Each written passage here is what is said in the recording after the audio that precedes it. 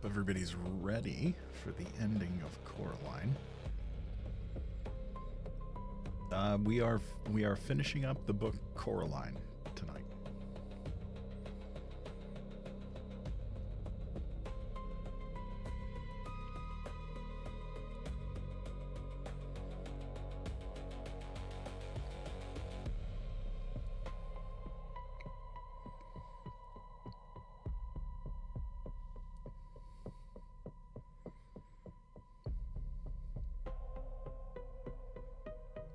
No, I don't think so. I mean, it's meant for young readers. Excuse me.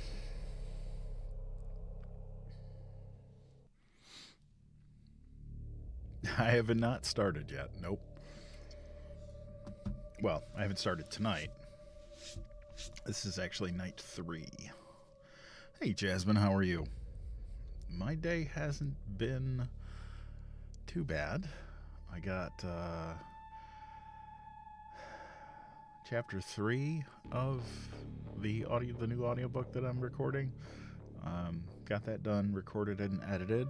So I got the first 3 chapters up and running, up and uploaded, so the author can listen to those. Look at you coming in, Rita.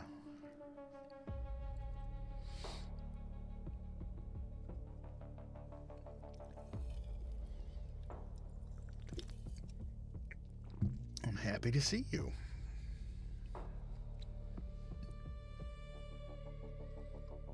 Hey, Eddie, how you doing, sir? I'd be having a better week if good people would stop kicking the bucket.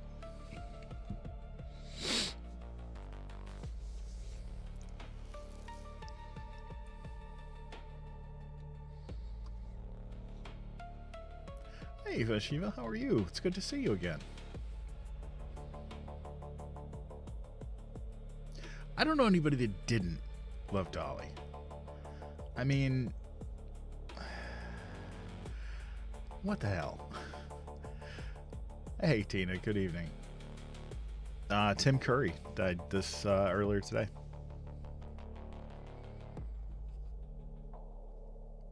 Hello again, Tracy. How are you?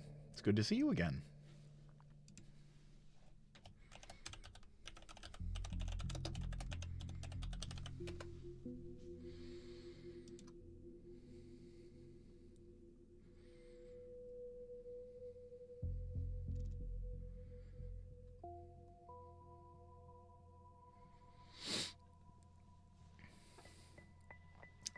Yes. What boggles my mind is they were both 80 years old.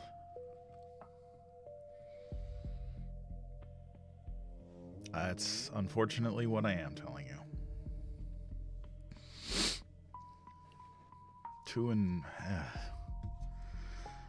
That's terrible. But we'll be talking about Dolly later.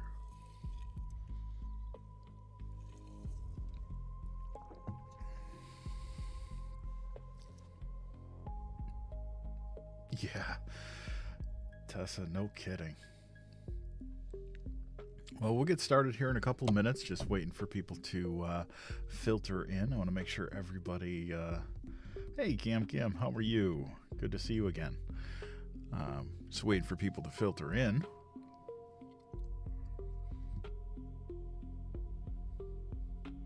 Oh, hey, Colleen, I didn't see you sneak in here. Or did I? My brain is not functioning today. I don't have any of my magical stay awake juice tonight, so we shall see how long I last. But we'll get through the end of the book, at the very least. Well, thank you guys for the likes and the shares. Hey, Timothy, how you doing, sir?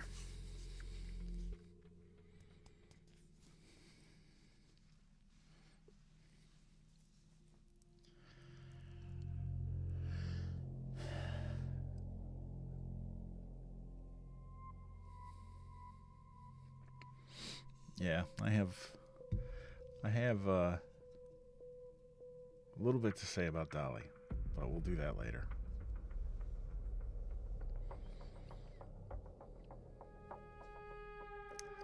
I see you guys all sneaking in here. Make sure you make yourself known and say hi.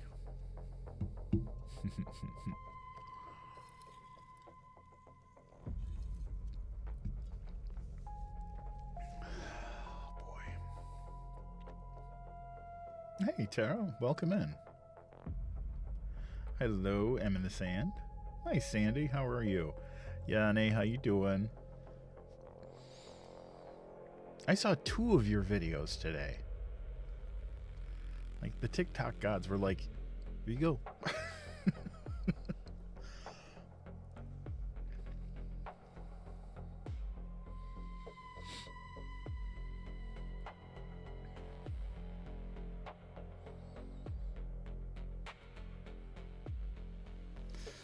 I'm shouting. I'm shouting. I'm shouting. I love that movie. That's one of my movies that like go to when I'm sick. I'll sit down and watch Clue. It's weird because it's like Clue, Sesame Street, and The Price is Right. Yes, we love the TikTok shop. We all love the TikTok shop. Yes, over there on the tubes. I appreciate you being here. Yes, this is the final part this evening. Flames, flames on the side of my face.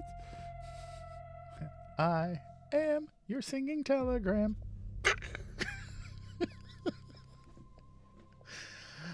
Oh, that movie. Okay, so I told Tessa this earlier, but my very first experience with Tim Curry was actually the movie The Worst Witch, where he played the Grand Wizard. It is so delightfully horrible.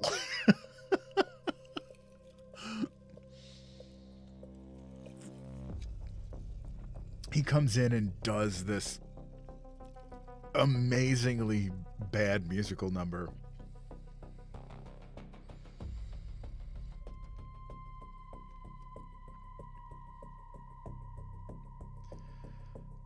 Yeah, it's, I mean,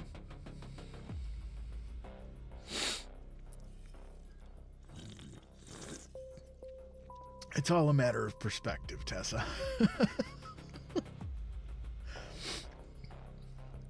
My little sister would watch that because it was always on HBO. My little sister would watch that like on repeat when we were kids around Halloween. Yeah.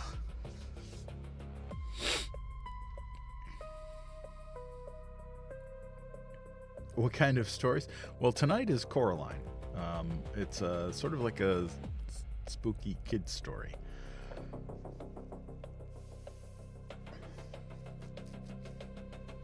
But I read all kinds of stuff. And for those of you that are new here, I go live 4 times a week. Sunday, Monday, Wednesday, and Friday. Hard to hear me? Really? My volume seems to be okay.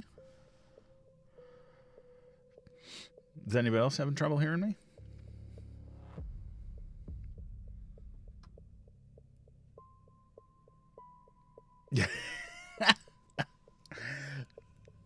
Fair enough. Fair enough.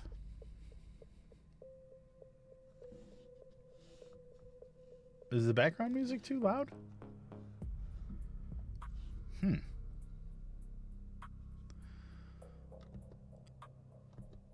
That's weird.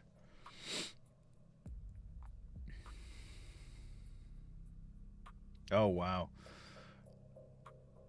Yeah, I guess Leica's got a new movie coming out.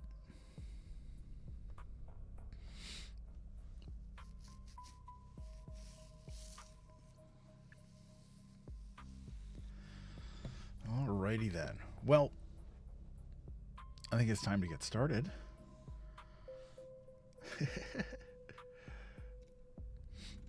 Yeah, they're the movie of theirs that I really love is Kubo and the Two Strings. Is just absolutely phenomenal. I revisit that at least once a year. Alrighty then.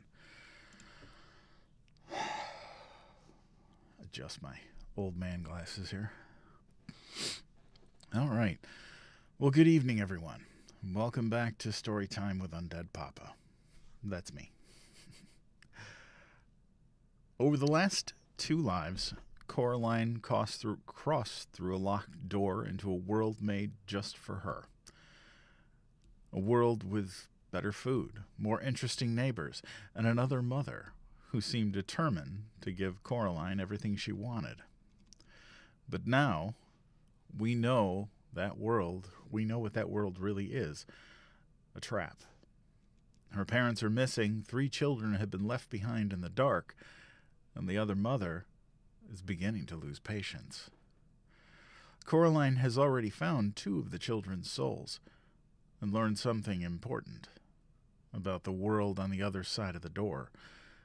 It cannot truly create. It can only copy, twist, and change what already exists. Tonight, Coraline has 1 soul left to find, her parents to rescue, and 1 very angry other mother standing between her and home. So wherever you're listening from, dim the lights, sit back, and relax, because Storytime is about to begin. Tonight we conclude Coraline by Neil Gaiman. Buford, you're right on time. I'm just starting to read. So you are on time.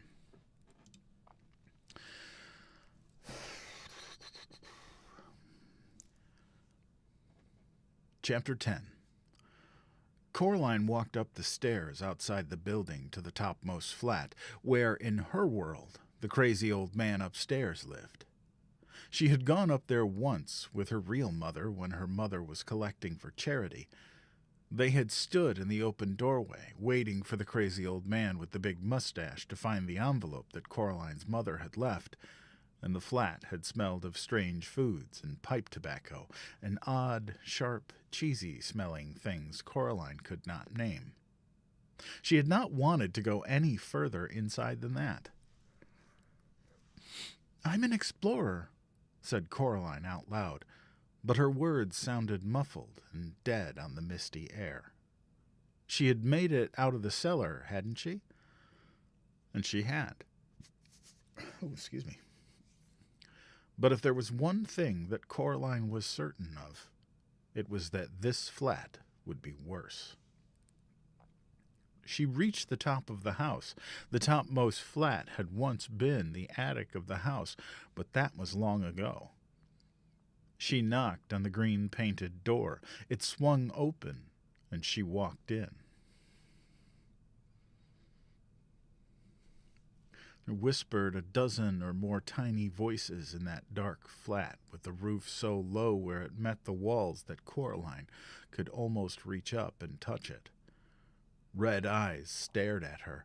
Little pink feet scurried away as she came close. Darker shadows slipped through the shadows at the edges of things. It smelled much worse in here than in the real crazy old man upstairs flat. That smelled of food, unpleasant food to Coraline's mind, but she knew that was a matter of taste. She did not like spices, herbs, or exotic things. This place smelled as if all the exotic foods in the world had been left out to go rotten. "Little girl," said a rustling voice in a far room. "Yes," said Coraline. "I'm not frightened," she told herself, and as she thought it, she knew that it was true. There was nothing here that frightened her. These things, even the thing in the cellar, were illusions, things made by the other mother in ghost and ghastly parody of the real people and real things on the other end of the corridor. She could not truly make anything, decided Coraline. She could only twist and copy and distort things that already existed.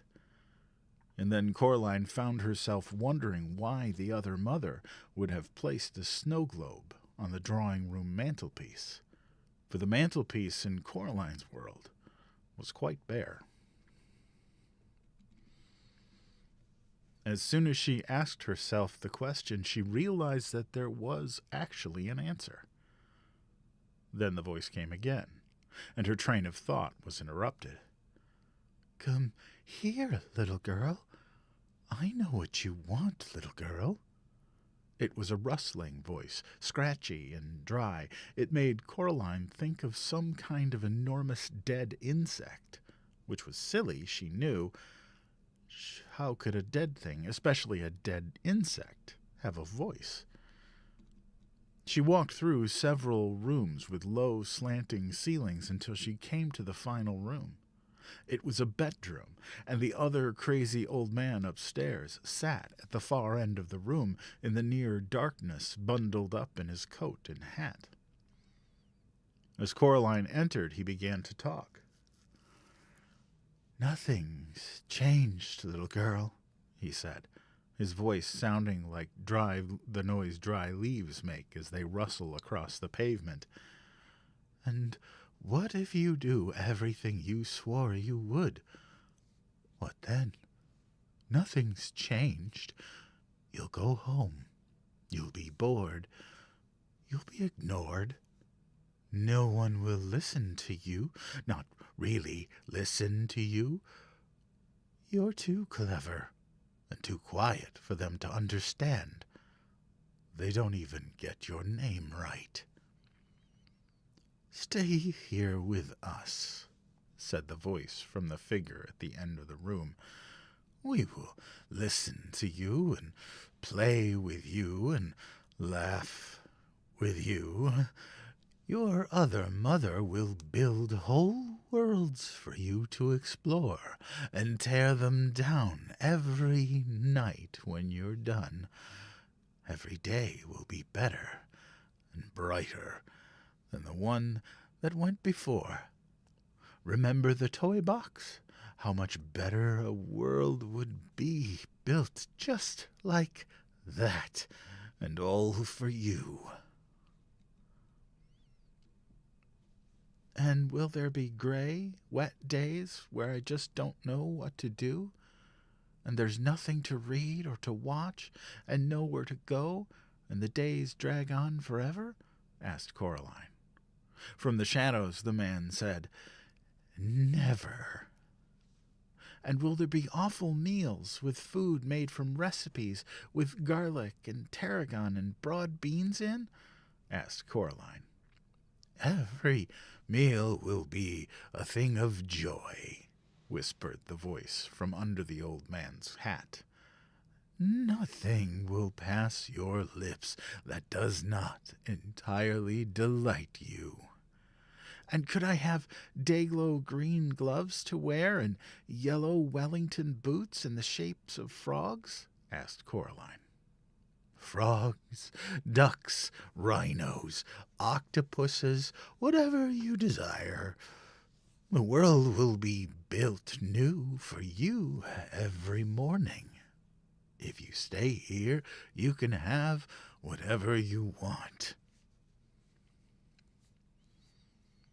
Coraline sighed. "You really don't understand, do you?" she said. "I don't want whatever I want. Nobody does. Not really. What kind of fun would it be if I just got everything I ever wanted? Just like that. And it didn't mean anything. What then?" "I don't understand," said the whispery voice. "Of course you don't understand," she said, raising the stone with a hole in it to her eye. "You're just a bad copy she made of the crazy old man upstairs." "Not even that anymore," said the dead, whispery voice. There was a glow coming from the raincoat of the man at about chest height. Through the hole in the stone, the glow twinkled and shone blue-white as any star. She wished she had a stick or something to poke him with. She had no wish to get any closer to the shadowy man at the end of the room. Coraline took a step closer to the man, and he fell apart. Black rats leapt from the sleeves and from under the coat and hat, a score or more of them, red eyes shining in the dark. They chittered and they fled. The coat fluttered and fell heavily to the floor. The hat rolled into one corner of the room.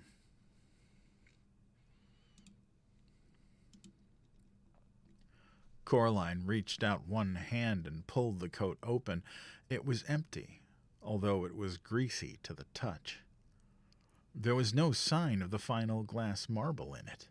She scanned the room, squinting through the hole in the stone, and caught sight of something that twinkled and burned like a star at the floor level by the doorway. It was being carried in the forepaws of the largest rat. As she looked, it slipped away. The other rats watched her from the corners of the rooms as she ran after it. Now, rats can run faster than people, especially over short distances, but a large black rat holding a marble in its two front paws is no match for a determined girl, even if she is small for her age, moving at a run. Smaller black rats ran back and forth across her path, trying to distract her, but she ignored them all, keeping her eyes fixed on the one with the marble, who was heading straight out of the flat toward the front door. They reached the steps on the outside of the building. Coraline had time to observe that the house itself was continuing to change, becoming less distinct and flattening out, even as she raced down the stairs. It reminded her of a photograph of a house, now not the thing itself. Then she was simply racing pell-mell down the stairs in pursuit of the rat, with no room in her mind for anything else, certain she was gaining on it. She was running fast, too fast, she discovered, as she came to the bottom of one of the flight of stairs. Her foot skidded and twisted, and she went crashing into the concrete landing. Her left knee was scraped and skinned, and the palm of one hand she had thrown out to stop herself was a mess of scraped skin and grit. It hurt a little, and it would, she knew, soon hurt much more. She picked the grit out of her palm and climbed to her feet, and as fast as she could, knowing that she had lost and it was already too late, she went down to the final landing at the ground level. She looked around for the rat, but it was gone, and the marble with it. Her hand stung where the skin had been scraped, and there was blood trickling down her ripped pajama leg from her knee. It was as bad as the summer that her mother had taken the training wheels off Coraline's bicycle. But then, back then, in with all the cuts and scrapes, her knees had had scabs on top of scabs. She had a feeling of achievement. She was learning something, doing something she had not known how to do. Now she felt nothing but cold loss. She had failed the ghost children. She had failed her parents. She had failed herself, failed everything. She closed her eyes and wished that the earth would swallow her up. There was a cough. She opened her eyes and saw the rat. It was lying on the brick path at the bottom of the stairs with a surprised look on its face, which was now several inches away from the rest of it. Its whiskers were stiff. Its eyes were wide open, its teeth visible and yellow and sharp. A collar of wet blood glistened at its neck. Beside the decapitated rat, a smug expression on his face, was the black cat. It rested one paw on the gray glass marble. "I think I once mentioned," said the cat, "that I don't like rats at the best of times. It looked like you needed this one. However, I hope you don't mind my getting involved." "I think," said Coraline, trying to catch her breath, "I think you may have said something of the sort. The cat lifted its paw from the marble which rolled toward Coraline. She picked it up. In her mind, a final voice whispered to her urgently, "She has lied to you. She will never give you up. Now she has you. She will no more give any of us up than change her nature." The hairs on the back of Coraline's neck prickled, and Coraline knew that the girl's voice told truth. She put the marble in her dressing-gown pocket with the others. She had all 3 marbles now.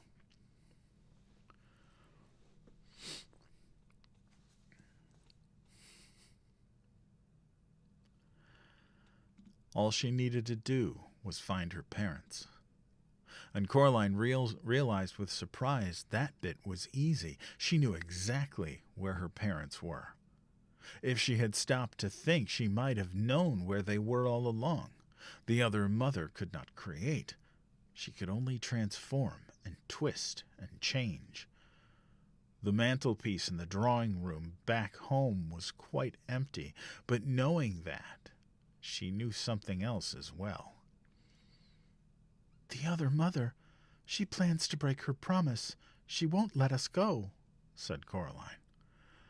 "I wouldn't put it past her," admitted the cat.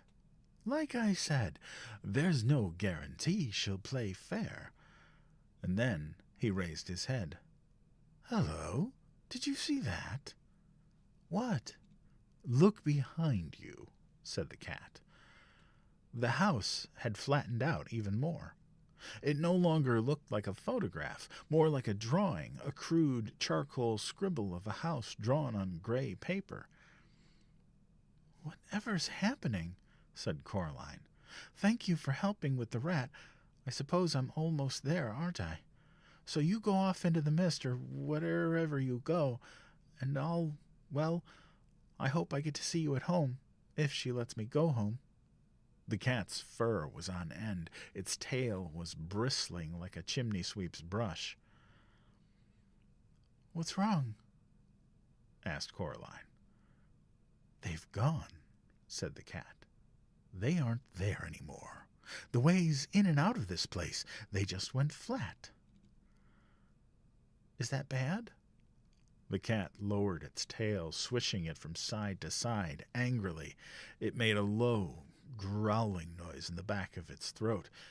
It walked in a circle until it was facing away from Coraline, and then it began to walk backwards, stiffly, 1 step at a time, until it was pushing up against Coraline's leg. She put down a hand to stroke it, and could feel how hard its heart was beating. It was trembling like a dead leaf in a storm. "You'll be fine," said Coraline. "Everything's going to be fine. I'll take you home." The cat said nothing. "Come on, cat," said Coraline. She took a step back toward the steps, but the cat stayed where it was, looking miserable and oddly much smaller. "If the only way out is past her," said Coraline, "then that's the way we're going to go." She went back to the cat, bent down, and picked it up. The cat did not resist, it simply trembled. She supported its bottom with one hand, rested its front legs on her shoulders. The cat was heavy, but not too heavy to carry. It licked at the palm of her hand where the blood from the scrape was welling up. Coraline walked up the stairs, 1 at a time, 1 step at a time, heading back to her own flat. She was aware of the marbles clicking in her pocket, aware of the stone with a hole in it, aware of the cat pressing itself against her. She got to her front door, now just a small child's scrawl of a door, and she pushed her hand against it, half expecting that her hand would rip through it, revealing nothing behind it but blackness and a scattering of stars. But the door swung open, and Coraline went through.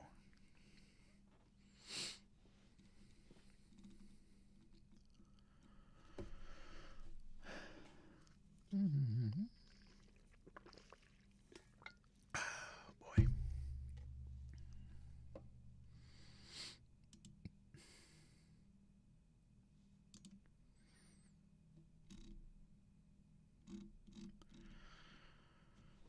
Chapter 11.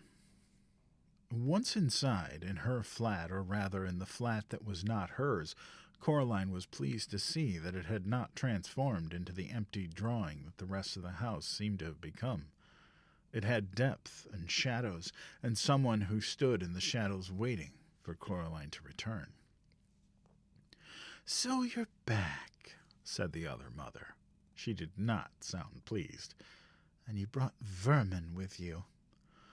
"No," said Coraline. "I brought a friend."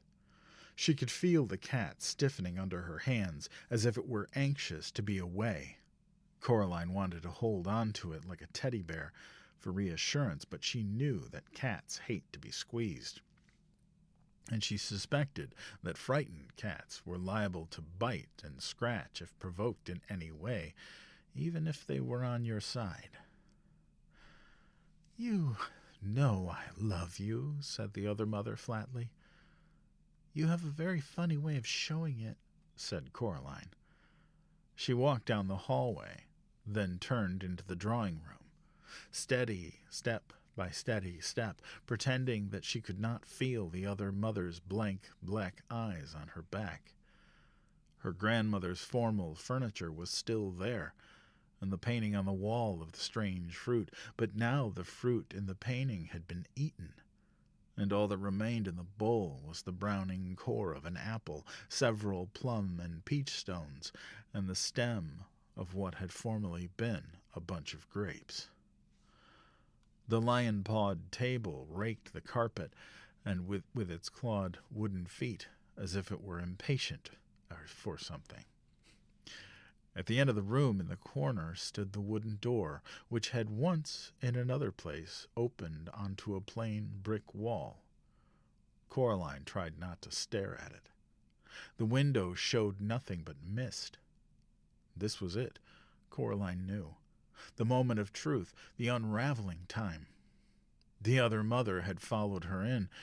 Now she stood in the center of the room between Coraline and the mantelpiece, and looked down at Coraline with black button eyes. It was funny, Coraline thought. The other mother did not look anything at all like her own mother. She wondered how she had ever been deceived into imagining a resemblance. The other mother was huge. Her head almost brushed the ceiling, and very pale, the color of a spider's belly. Her hair writhed and twined about her, and her teeth were sharp as knives. "Well," said the other mother sharply, "where are they?" Coraline leaned against an armchair, adjusted the cat with her left hand, put her right hand into her pocket, and pulled out the 3 glass marbles. They were a frosted gray, and they clinked together in the palm of her hand. The other mother reached her white fingers for them, but Coraline slipped them back into her pocket. She knew it was true then. The other mother had no intention of letting her go or keeping her word. It had been an entertainment, and nothing more. "Hold on," she said.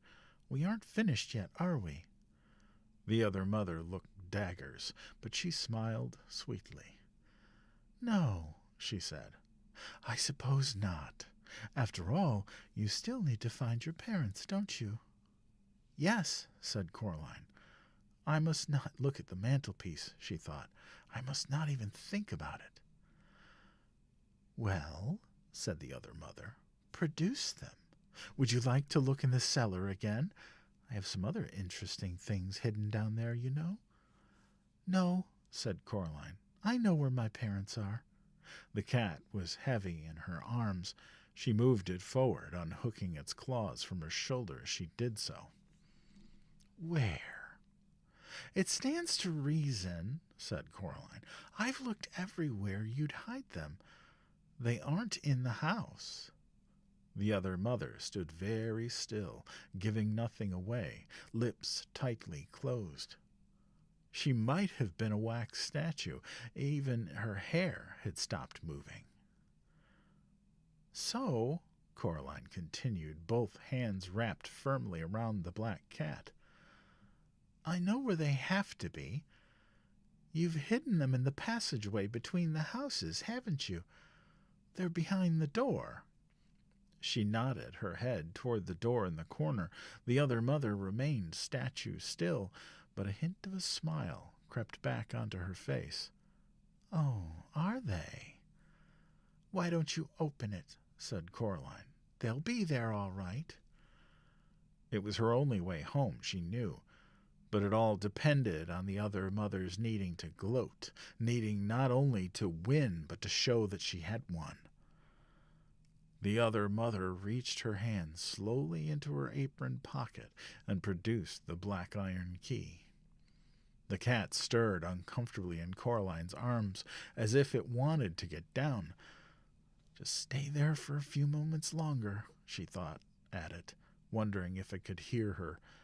"It'll get us both home. I said I would, I promise." She felt the cat relax ever so slightly in her arms.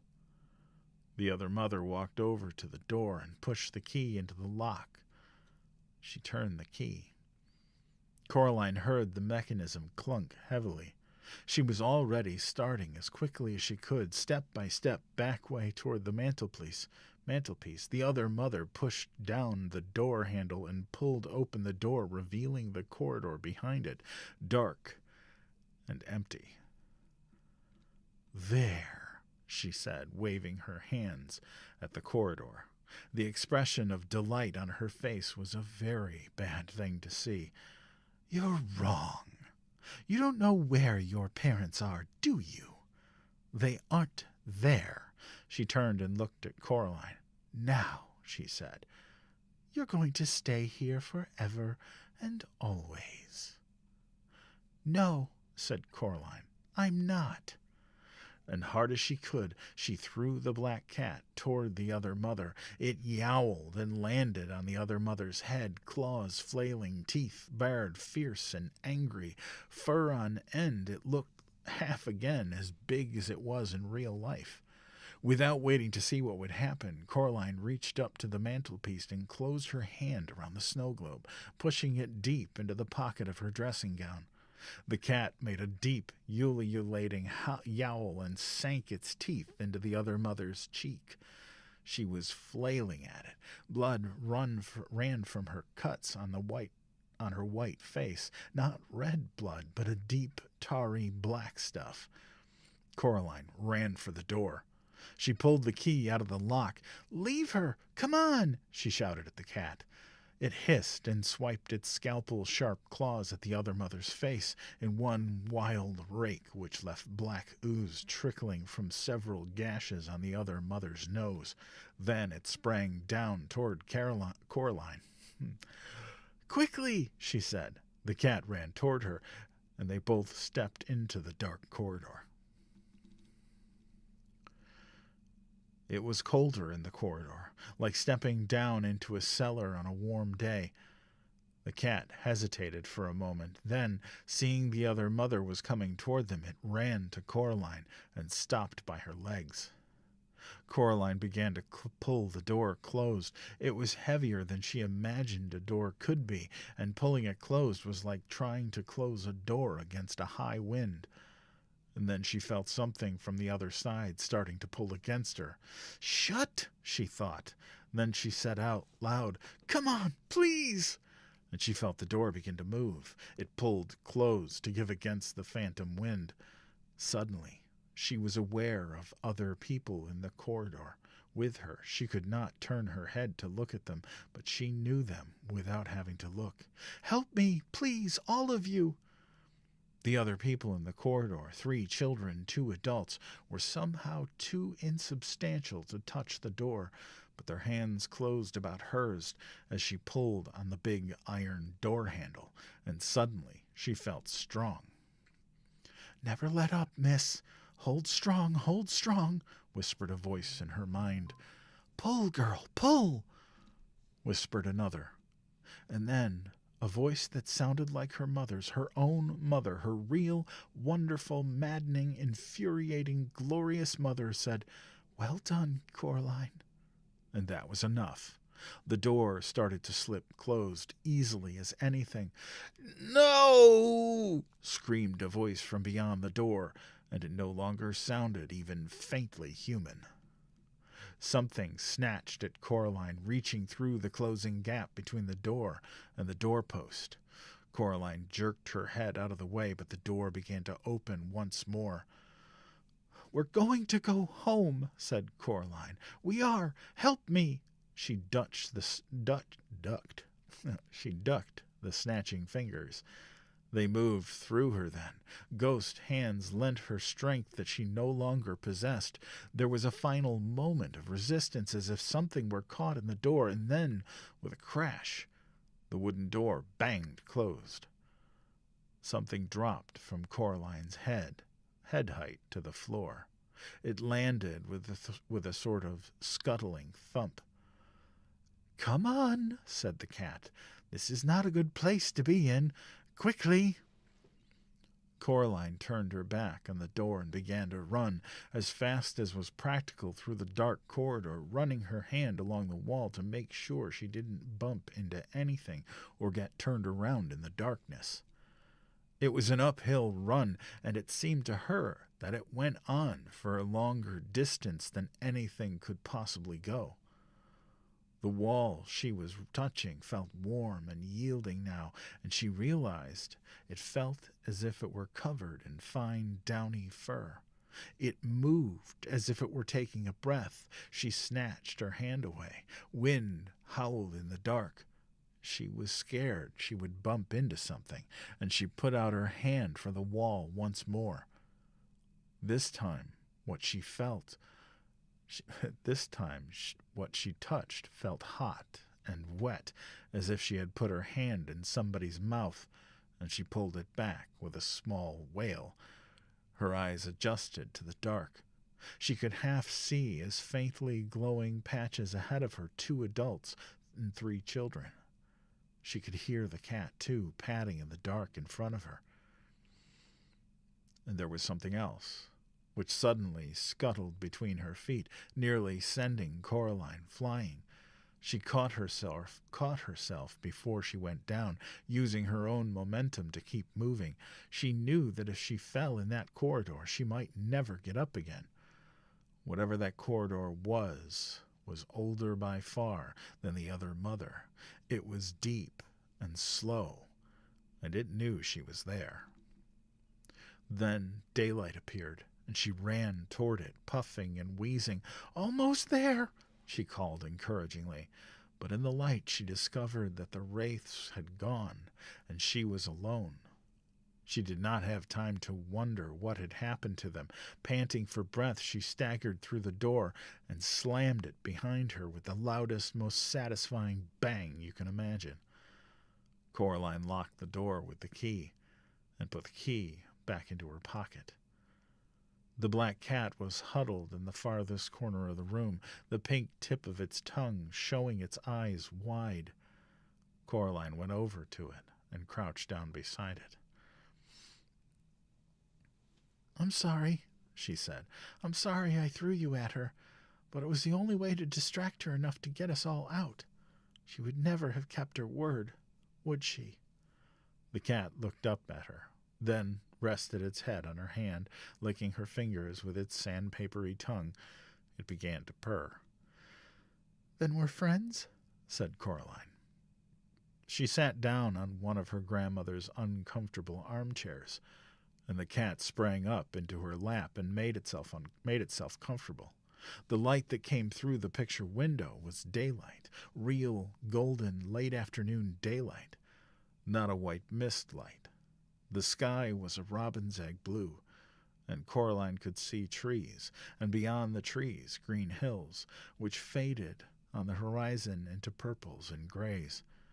The sky had never seemed so sky. The world had never seemed so world. Coraline stood at the leaves on the trees.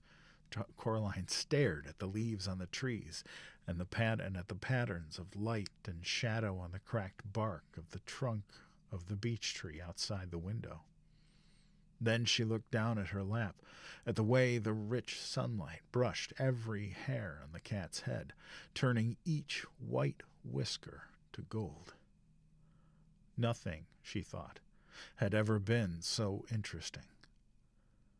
And caught up in the interestingness of the world, Coraline barely noticed that she had wriggled down and curled cat-like on her grandmother's uncomfortable armchair.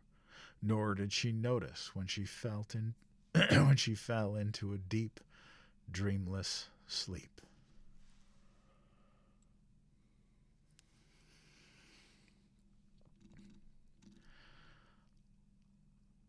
All right. Well, for those of you that are asking, yes, this is the end of the book. If you want to go back and watch the other two nights, they are archived over on my Tubes channel. Same username, UndeadPapa. All of my lives are archived over there. And yeah, you can feel free to follow me over there, and you can catch up on the lives. You can watch over there. And also, I'm going to be having some exclusive content that's going to be over there in the near future. But for now, I'm happy you're here. I am UndeadPapa, obviously. This is Storytime with UndeadPapa. If you are just joining us, I go live 4 times a week, Sunday, Monday, Wednesday, and Friday, all starting at 9 p.m. Eastern and going to 11-ish. Sometimes we go a little long. Friday we might go a little long because I have something in mind that might take a little bit.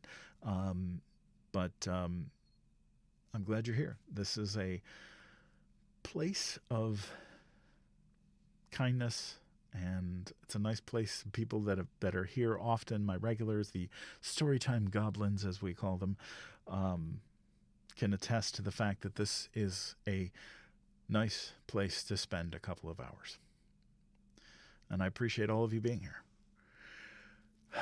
So we are 2 chapters into the 4 chapters that I'm going to read tonight to the end of the book. And I wanted to pause and talk about something. Well, Deb, I'm glad you're here. So yesterday, as most of you know, we lost Dolly Parton. And I don't know anybody that doesn't like Dolly. She was a frickin' national treasure as far as I'm concerned. One of the things that Dolly believed in is kindness. Being kind to everyone. Being accepted of everyone. And as those of you that are here with me also know, that is what I really pursue this space to be, as I close with every night, to telling you to be kind to each other and to yourself. But she is also special to this show in another way. One of the biggest things that she was an advocate for was childhood literacy. And she started a foundation, if you don't know, called Dolly Parton's Imagination Library. It came out, I believe, today that charity is going to continue in her absence. And I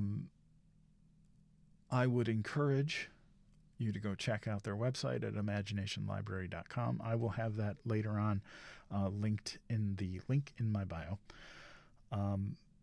To give you an idea, there are 3,197,250 children registered with the Imagination Library. In total, they have gifted to those children 332,411,218 books, free of charge to those kids. Dolly was a big advocate for literacy. And one of the things, and she was a big, she loved stories. And that's one of the reasons why I do this. I love stories. I love telling stories. I love sharing the stories. So many times I come in, I'm here and I'm reading, and I see people comment that they, never read the story before, or they haven't read the story since they were children, or that, this hearing me read to them brings back memories of a relative who's passed on who used to read them stories. I had somebody who came in and said that they never had someone read them stories. And, I would encourage you, if you can, if you have the means to donate to the Imagination Library, I would encourage you to do so. And I mean, it's a way of honoring her legacy of literacy and kindness. And that's what we do here. So that's enough out of me. I will do it, but I did want to pause and mention, and also Tim Curry, who was well known for being amazing with his fans and just an all-around amazing talent. So thank you all for being here tonight. No, she can't be replaced, but we can carry on what she started. Hey, Oz, how are you? Awesome. I'm glad you were dropped off here too. So, yeah, I'm glad. Like I said, I'm glad you're all here. To all the new people, welcome in, and welcome to the Storytime Goblin crew. So, and as I said, if you want to catch up on any of my lives or the previous 2 nights of this story, you can go over to my Tubes channel, and it's just UndeadPapa over there, and you'll see the last 2. To click on the lives tab, and you'll see the last 2 lives there. So, well, I'm glad, Marcel. I really am. Thank you, Donna. I really appreciate that. I really do. Alrighty then.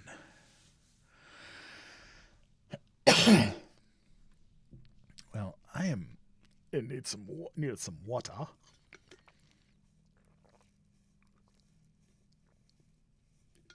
Yep. Oh, Zoe, and that's I can, and there's honestly, there are certain things I can do over there that I cannot do here, and not because of content guidelines or anything like that, but there's just something I'm posting. I'm going to be posting some fully produced audiobooks of some public domain stuff. There's a couple of things up there already.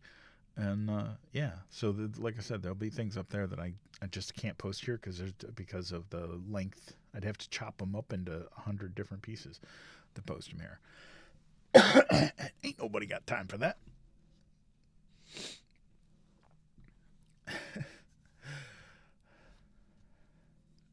So yeah. Anyway, I'm gonna get back to the story. Back to the story. Alrighty then. Chapter 12. Her mother shook her gently awake. "Coraline," she said, "darling, what a funny place to fall asleep. And really, this room is only for best. We looked all over the house for you." Coraline stretched and blinked. "I'm sorry," she said. "I fell asleep." "I can see that," said her mother. "And wherever did the cat come from? He was waiting by the front door when I came in, shot out like a bullet as I opened it." "Probably had things to do," said Coraline. Then she hugged her mother so tightly that her arms began to ache. Her mother hugged Coraline back. "Dinner in 15 minutes, said her mother. "Don't forget to wash your hands. And just look at those pajama bottoms. What did you do to your poor knee?" "I tripped," said Coraline. She went into the bathroom and she washed her hands and cleaned her bloody knee. She put ointment on her cuts and scrapes. She went into her bedroom, her real bedroom, her true bedroom. She pushed her hands into the pockets of her dressing gown, and she pulled out the 3 marbles, a stone with a hole in it, the black key, and an empty snow globe. She shook the snow globe and watched the glittery snow swirl through the water to fill the empty world. She put it down and watched the snow fall, covering the place where the little couple had once stood. Coraline took a piece of string from her toy box, and she strung the black key on the string. Then she knotted the string and hung it around her neck. "There," she said. She put on some clothes and hid the key under her t-shirt. It was cold against her skin. The stone went into her pocket. Coraline walked down the hallway to her father's study. He had his back to her, but she knew, just on seeing him, that his eyes, when he turned around, would be her father's kind gray eyes, and she crept over and kissed him on the back of his balding head.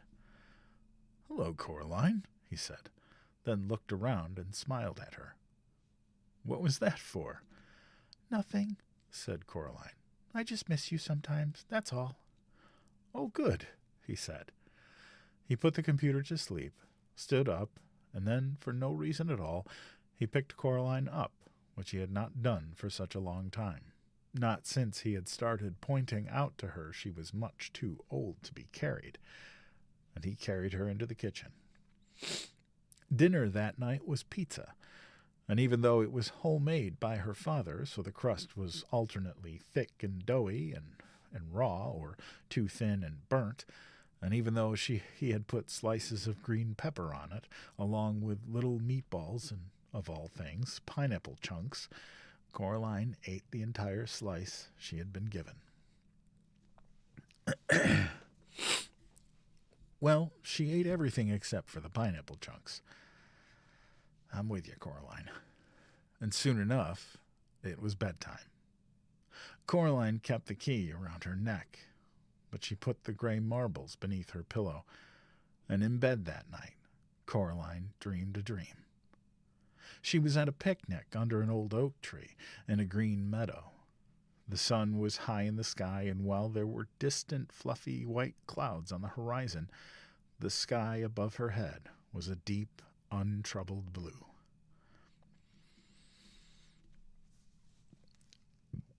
Oh, God, excuse me. There was a white linen cloth laid on the grass, with bowls piled high with food. She could see salads and sandwiches, nuts and fruit, jugs of lemonade and water and thick chocolate milk. Coraline sat on one side of the tablecloth while 3 other children took a side each. They were dressed in the oddest clothes. The smallest of them, sitting on Coraline's left, was a boy with red velvet knee breeches and a frilly white shirt.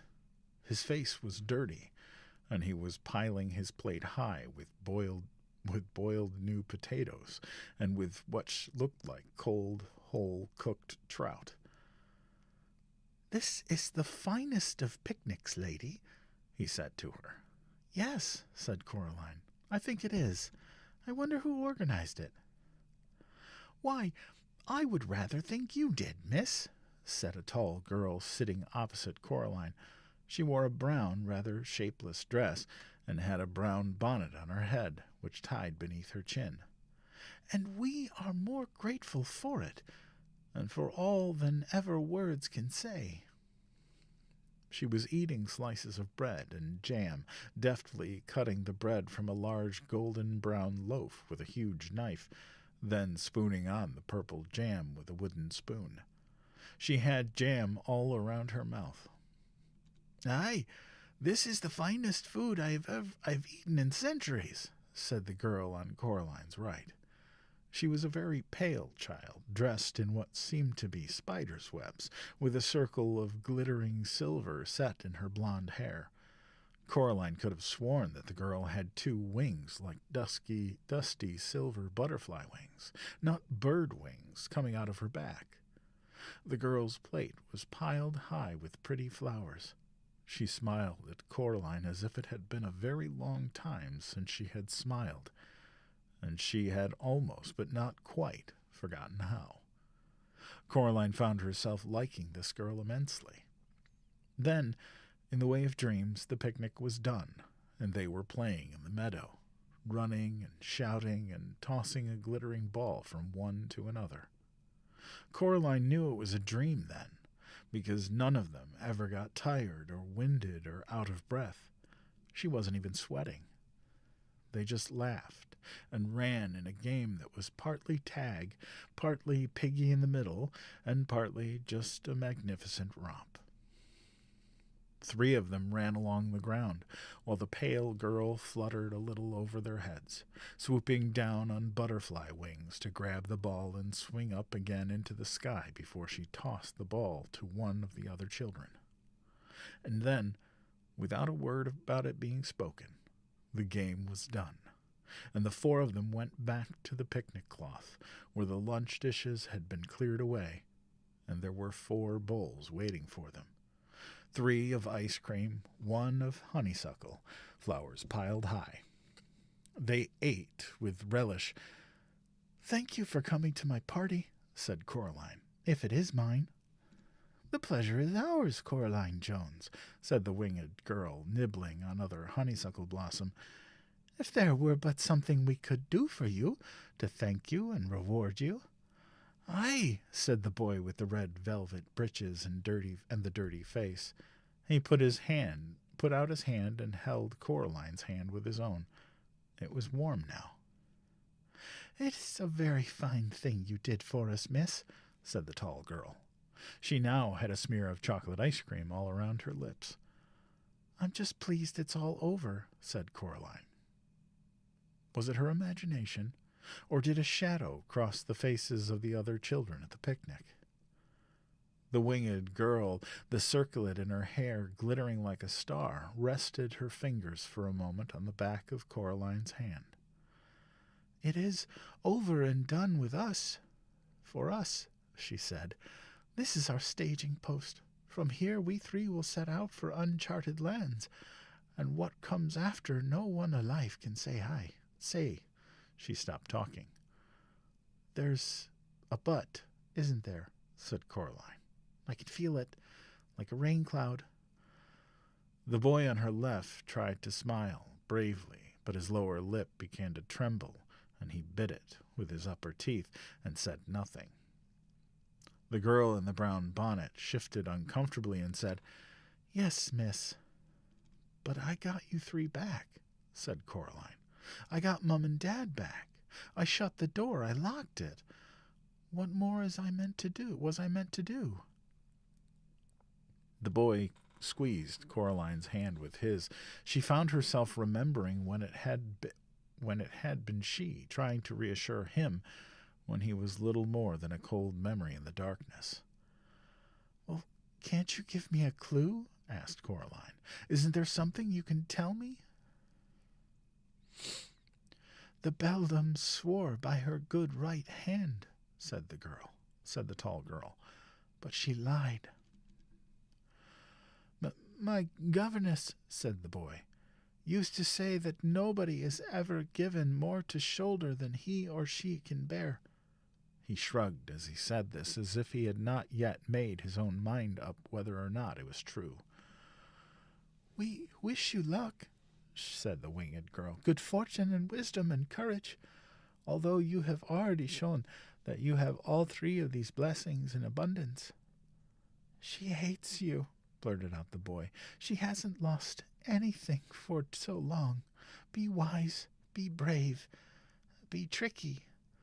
"But it's not fair," said Coraline in her dream angrily. "It's just not fair. It should be over." The boy with the dirty face stood up and hugged Coraline tightly. "Take comfort in this," he whispered. "Thou'rt alive. Thou livest." And in her dream, Coraline saw that the sun had set and the stars were twinkling in the darkening sky. Coraline stood in the meadow and she watched as the 3 children, 2 of them walking, 1 flying, went away from her across the grass, silver in the light of the huge moon. The 3 of them came to a small wooden bridge over a stream. They stopped there and turned and waved, and Coraline waved back. And what came after was darkness.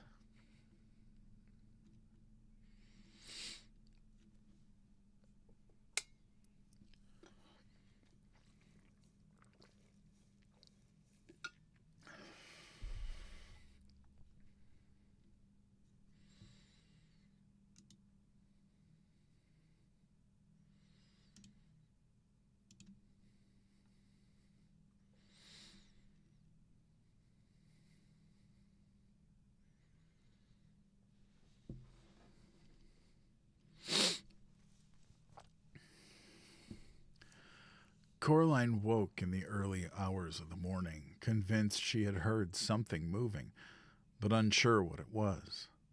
She waited. Something made a rustling noise outside her bedroom door. She wondered if it was a rat.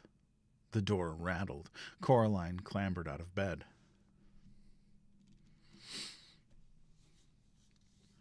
"Go away," said Coraline sharply. "Go away or you'll be sorry." There was a pause. Then, whatever it was, scuttled away down the hall.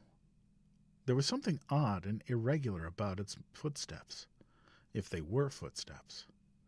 Coraline found herself wondering if it was perhaps a rat with an extra leg. "It isn't over, is it?" she said to herself. Then she opened the bedroom door.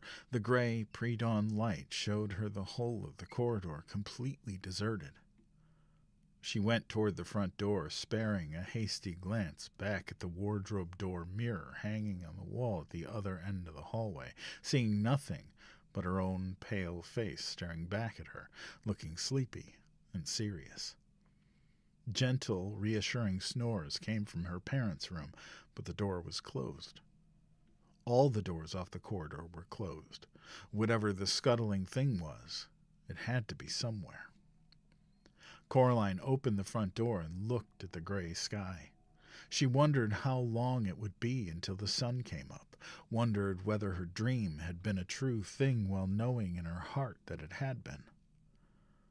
Something she had taken to be part of the shadows under the hall couch detached itself from beneath the couch and made a mad, scrabbling rush on its long white legs, heading for the front door.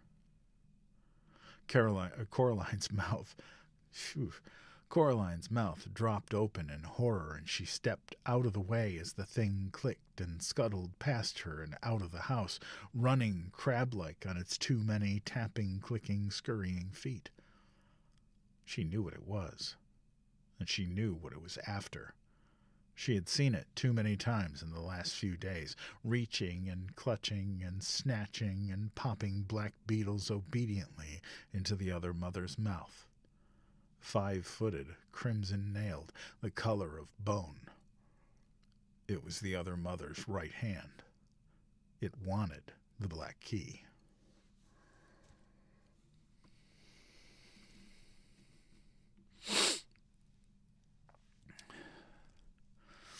That was second to last chapter.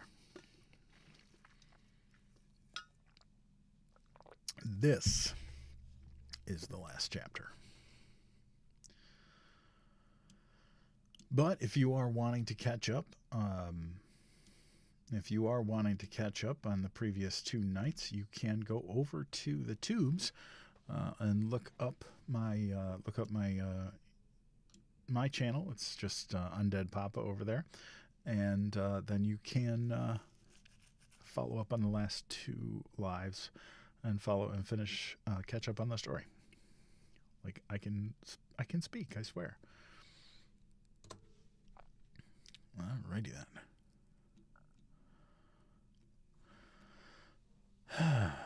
All right. Well, Sharon, I'm glad you're here. Truly, I'm glad you found us. Chapter 13. Coraline's parents never seemed to remember anything about their time in the snow globe. At least they never said anything about it, and Coraline never mentioned it to them. Sometimes she wondered whether they had ever noticed that she had lost 2 days in the real world, and came to the eventual conclusion that they had not. Then again, there are some people who keep track of every day and every hour, and there are people who don't, and Coraline's parents were solidly in the second camp. Coraline had placed the marbles beneath her pillow before she went to sleep that first night home in her own room once more.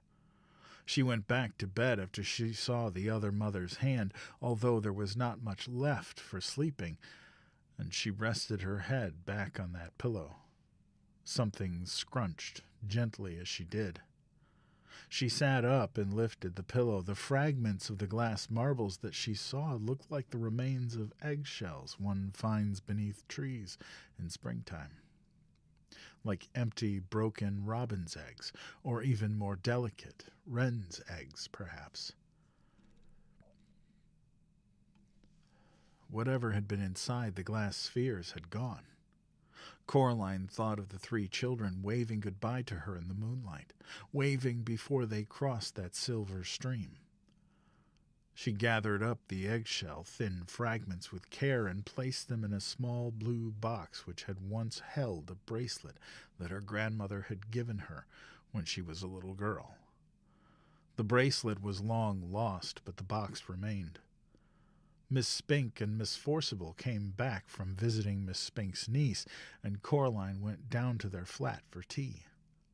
It was a Monday. On Wednesday, Coraline would go back to school. A whole new school year would begin. Miss Forcible insisted on reading Coraline's tea leaves. "Well, it looks like everything's mostly ship-shape and Bristol fashion, lovey," said Miss Forcible. "Sorry?" said Coraline. "Everything's coming up roses," said Miss Forcible. "Well, almost everything. I'm not sure what it is." She pointed to a clump of tea leaves sticking to the side of the cup. Miss Spink tutted and reached for the cup. "Honestly, Miriam, give it over here. Let me see." She blinked through her thick spectacles. "Oh, dear. No, I have no idea what that signifies. It looks almost like a hand."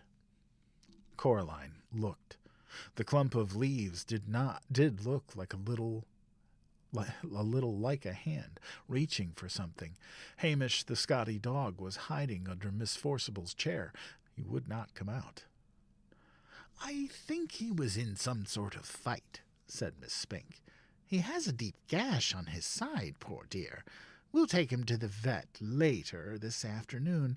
I wish I knew what could have done it." Something, Coraline knew, would have to be done. That final week of the holidays, the weather was magnificent, as if the summer itself were trying to make up for the miserable weather they had been having by giving them some bright and glorious days before it ended. The crazy old man upstairs called down to Coraline when he saw her coming out of Miss Spink and Miss Forcible's flat. "Hey, hi, you! Caroline!" he shouted over the railing. "It's Coraline," she said. "How are the mice?" "Something has frightened them," said the old man, scratching his mustache. "I think maybe there is a weasel in the house. Something is about. I heard it in the night. In my country we would have put down a trap, maybe down a little meat or hamburger, and when the creature comes to feast, then bam! It would be caught, and never bother us more.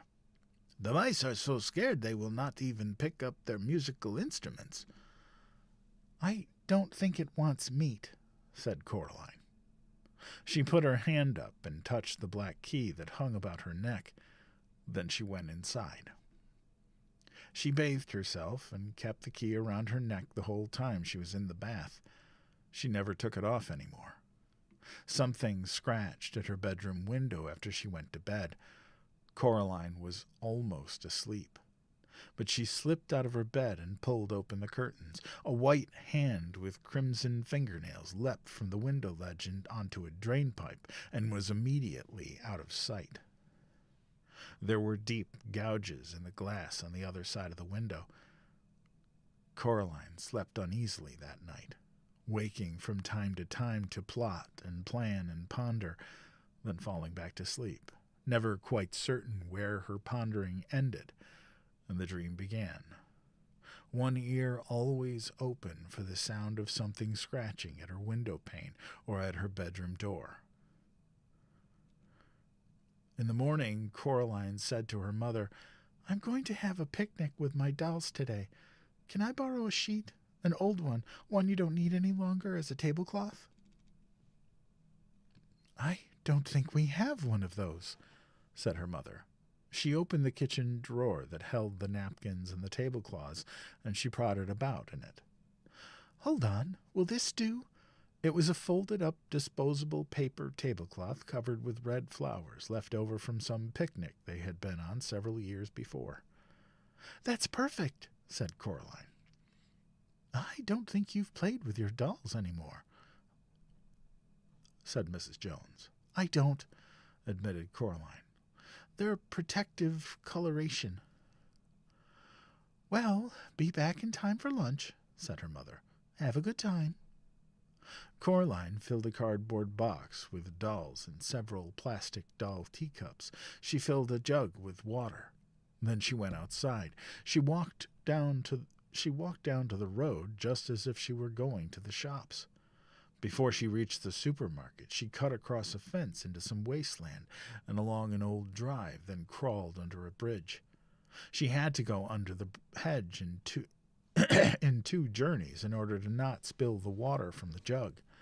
It was a long, roundabout, looping journey, but at the end of it, Coraline was satisfied that she had not been followed. She came out behind the dilapidated old tennis court. She crossed over it to the meadow where the long grass swayed. She found the planks on the edge of the meadow. They were astonishingly heavy, almost too heavy for a girl to lift, even using all her strength, but she managed. She didn't have any choice. She pulled the planks out of the way one by one, grunting and sweating with the effort, revealing a deep, round, brick-lined hole in the ground. It smelled of damp in the dark. The bricks were greenish and slippery. She spread out the tablecloth and laid it carefully over the top of the well. She put a plastic doll's cup every foot or so at the edge of the well, and she weighed each cup down with water from the jug. She put a doll in the grass beside each cup, making it look as much like a doll's tea party as she could. Then she retraced her steps back to the hedge along the dusty yellow drive around the back of the shops, back to her house. She reached up and took the key from around her neck. She dangled it from the string as if the key were just something she liked to play with. Then she knocked on the door of Miss Spink and Miss Forcible's flat. Miss Spink opened the door. "Hello, dear," she said. "I don't want to come in," said Coraline. "I just wanted to find out how Hamish was doing." Miss Spink sighed. "The vet says Hamish is a brave little soldier," she said. "Luckily, the cut doesn't seem to be infected. We cannot imagine what could have done it. The vet says some animal, he thinks, but has no idea what. Mr. Bobo says he thinks it might have been a weasel." "Mr. Bobo?" "The man in the top flat, Mr. Bobo. Fine old circus family, I believe. Romanian or Slovenian or Livonian, or one of those countries. Bless me, I can never remember them any more." It had never occurred to Coraline that the crazy old man upstairs actually had a name, she realized. If she'd known his name was Mr. Bobo, she would have said it every chance she got. How often do you get to say a name like Mr. Bobo aloud? "Oh," said Coraline to Miss Spink. "Mr. Bobo. Right. Well," she said a little louder, "I'm going to go play with my dolls now. over at the old tennis court round the back." "That's nice, dear," said Miss Spink. Then she added confidently, "Make sure you keep an eye out for the old well. Mr. Levat, who was here before your time, said that he thought it might go down for a half a mile or more." Coraline hoped that the hand had not heard this last, and she changed the subject. "This key," said Coraline loudly. "Oh, it's just some old key from our house. It's part of my game. That's why I'm carrying it around with me on this piece of string. Well, goodbye now." "What an extraordinary child," said Miss Spink to herself as she closed the door. Coraline ambled across the meadow toward the old tennis court, dangling and swinging the key on its piece of string as she walked. Several times she thought she saw something the color of bone in the undergrowth. It was keeping pace with her, about 30 feet away. She tried to whistle, but nothing happened, so she sang out loud instead, a song her father had made up for her when she was a little baby, and which had always made her laugh. That was the song she sang as she sauntered through the woods, and her voice hardly trembled at all. The doll's tea party was where she had left it. She was relieved that it was not a windy day, for everything was still in its place. Every water-filled plastic cup weighed down the paper tablecloth as it was meant to. She breathed a sigh of relief. Now was the hardest part. "Hello, dolls," she said brightly. "It's tea time." She walked close to the paper tablecloth. "I brought the lucky key," she told the dolls, "to make sure we have a good picnic." And then, as carefully as she could, she leaned over and gently placed the key on the tablecloth. She was still holding on to the string. She held her breath, hoping that the teacups at the edges of the well would weigh the cloth down, letting it take the weight of the key without collapsing into the well. The key sat in the middle of the paper picnic cloth. Coraline let go of the string and took a step back. Now it was all up to the hand. She turned to her dolls. "Who would like a piece of cherry cake?" she said. "Jemima? Pinky? Primrose?" And she served each doll a slice of invisible cake on an invisible plate, chattering happily as she did so. From the corner of her eye she saw something bone-white scamper from one tree trunk to the other, closer and closer. She forced herself not to look at it. "Jemima," said Coraline, "what a bad girl you are. You've dropped your cake. Now I'll have to go over and get you a whole new slice." And she walked around the tea party until she was on the other side of it, to the hand. She pretended to clean up spilled cake and to get Jemima another piece. And then, in a skittering, chittering rush, it came. The hand, running high on its fingertips, scrabbled through the tall grass and up onto the tree stump. It stood there for a moment like a crab tasting the air.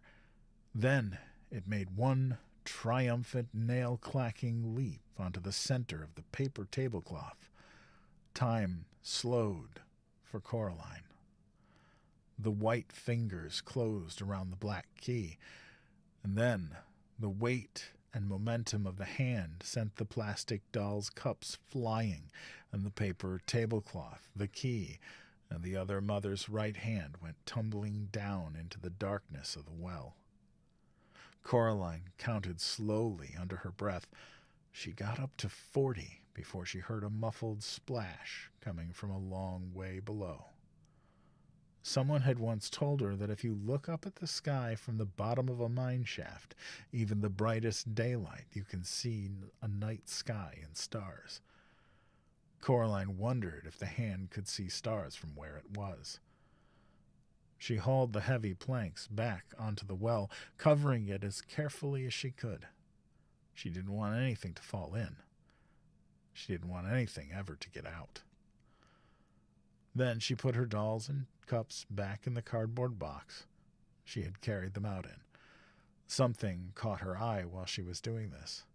She straightened up in time to see the black cat stalking toward her, its tail held high, curling at the tip like a question mark. It was the first time she had seen the cat in several days, since they had returned together from the other mother's place. The cat walked over to her and jumped onto the planks that covered the wall. Then, slowly, it winked one eye at her. It sprang down into the long grass in front of her and rolled over onto its back, wiggling about ecstatically. Coraline scratched and tickled the soft fur on its belly, and the cat purred contentedly. When it had had enough, it rolled over onto its front once more and walked back toward the tennis court, like a tiny patch of midnight in the midday sun.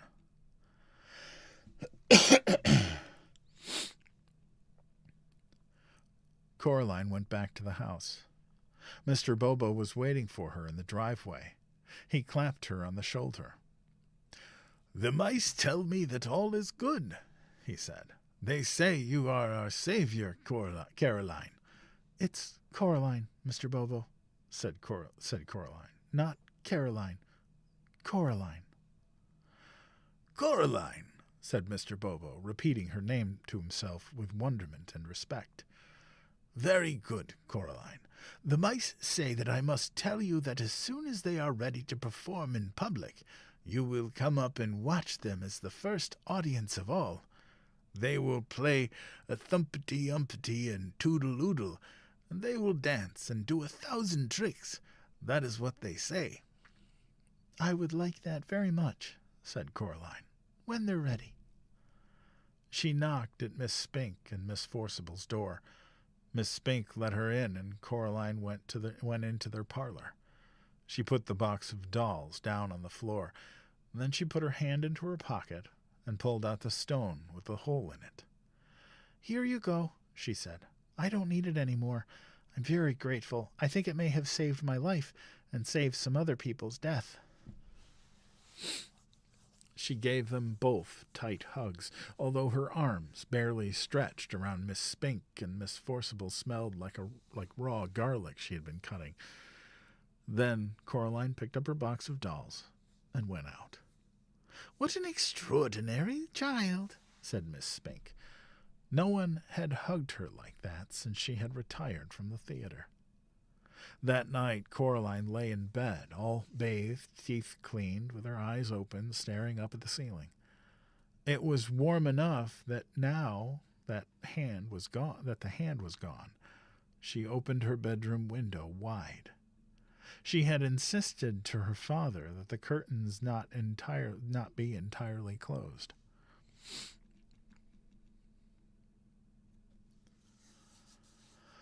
Her new school clothes were laid out carefully on her chair for her to put on when she woke. Normally on the night before the first day of term, Coraline was apprehensive and nervous. But she realized there was nothing left about school that could scare her anymore. She fancied she could hear sweet music on the night air, the kind of music that can only be played on the tiniest silver trombones and trumpets and bassoons, on piccolos and tubas so delicate and small that their keys could only be pressed by the tiny pink fingers of white mice. Coraline imagined that she was back again in her dream with the two girls and the boy under the oak tree in the meadow, and she smiled. As the first stars came out, Coraline finally allowed herself to drift into sleep, while the gentle upstairs music of the mouse circus spilled out onto the warm evening air, telling the world that the summer was almost done. And that, my friends, is the end of the book.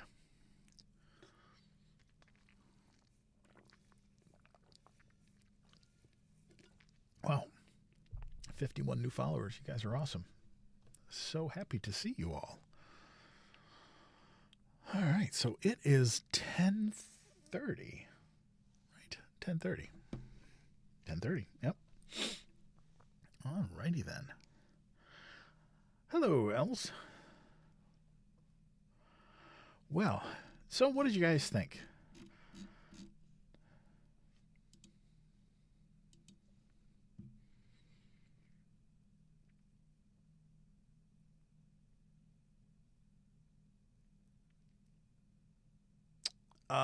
Patty Lou.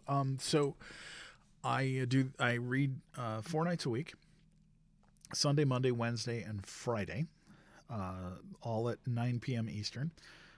Sunday and Monday are generally reserved for family-friendly books like Coraline. We've done Wrinkle in Time, Phantom Tollbooth, Charlotte's Web, Bridge to Terabithia, and a whole bunch of others. Wednesday and Fridays are generally for short stories of the more dark and fantastic variety. We've done Edgar Allan Poe, Stephen King, H.P. Lovecraft, Isaac Asimov, Philip K. Dick,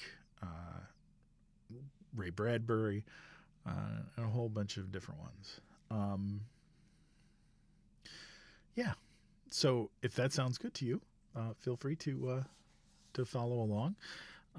Got a lot of regulars that come by most every live. This is a nice place to be. God, my throat is dry. This time of year messes with my throat. But, oh boy. So, yeah. I am not certain what I'm going to read. I don't have anything else planned for the evening other than if you guys want a Q&A, we can talk about anything you like. I'm looking to see if I have anything else that I could do. And sometimes we do like some poetry.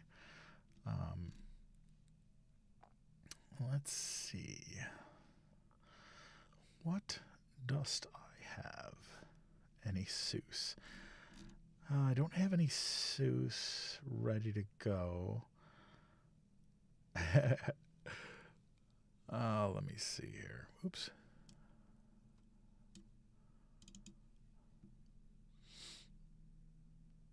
Who is my favorite author? It's like asking which one of my kids is my favorite. Good night, Oz. It's good to see you. I mean, I do love Stephen King. Isaac Asimov is fantastic. Philip K. Dick is one of my favorites. Love H.G. Wells.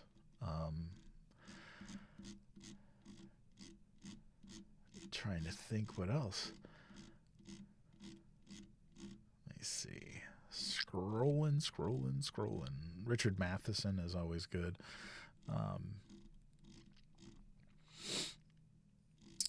Where is my... Do I not? Oh, where did I put them?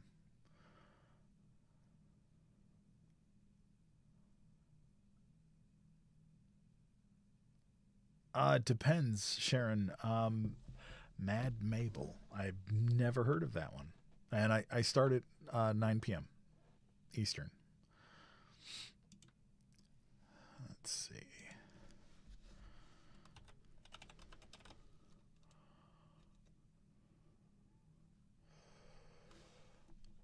Let's see. Open to file location. Oh.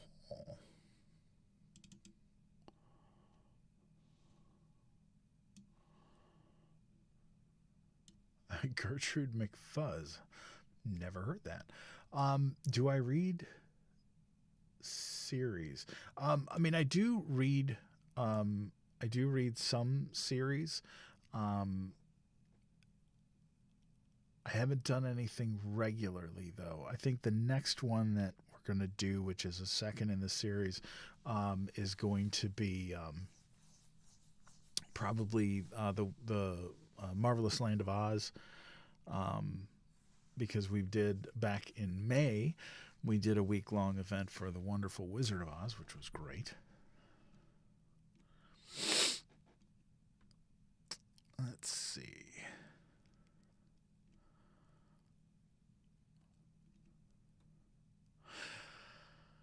Well, so, Sharon, if you like, you can go over to my Tubes of You, and my username over there is UndeadPapa.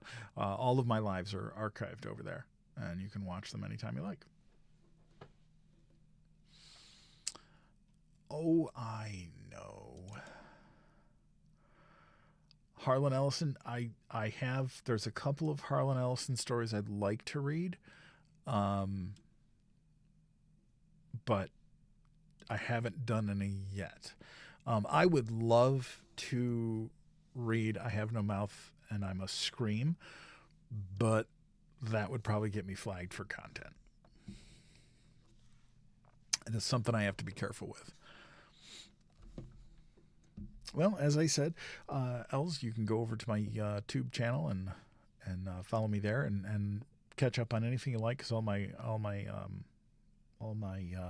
lives are archived over there. So how about some Shel Silverstein while we still have some time? I have a couple of things going here. Let's see. Well, how about Ickle Me, Pickle Me, Tickle Me Too?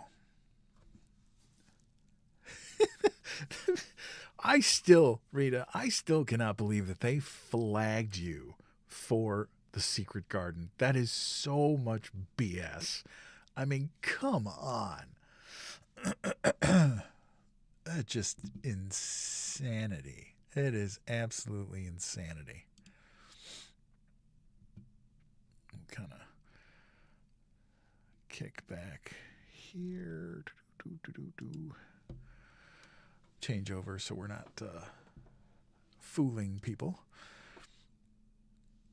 All right, so here's Ickle Me, Pickle Me, Tickle Me Too by Shel Silverstein.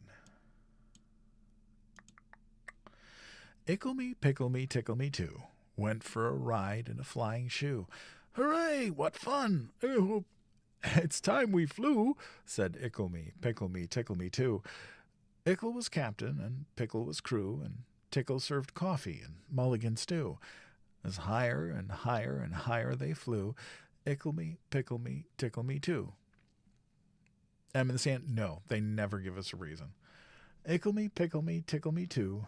Over the sun and beyond the blue. Hold on, stay in, I hope we do, cried Ickle me, pickle me, tickle me too. Ickle me, pickle me, tickle me too. Never return to the world they knew, and nobody knows what's happened to dear Ickle me, pickle me, tickle me too. Yeah, but if you want an explanation of it, you can forget that, because you won't get it. Like, I got a content violation once that said I had said something on one of my recent lives. Doesn't say what, doesn't say which live. Yeah, so it's nuts. It is absolutely insane. Let's see. This is a good one. Who wants a pancake? Sweet and piping hot. Good little Gracie looks up and says, I'll take the one on the top. Who else wants a pancake? Fresh off the griddle. Terrible Teresa smiles and says, I'll take the one in the middle. I love that. Let's see.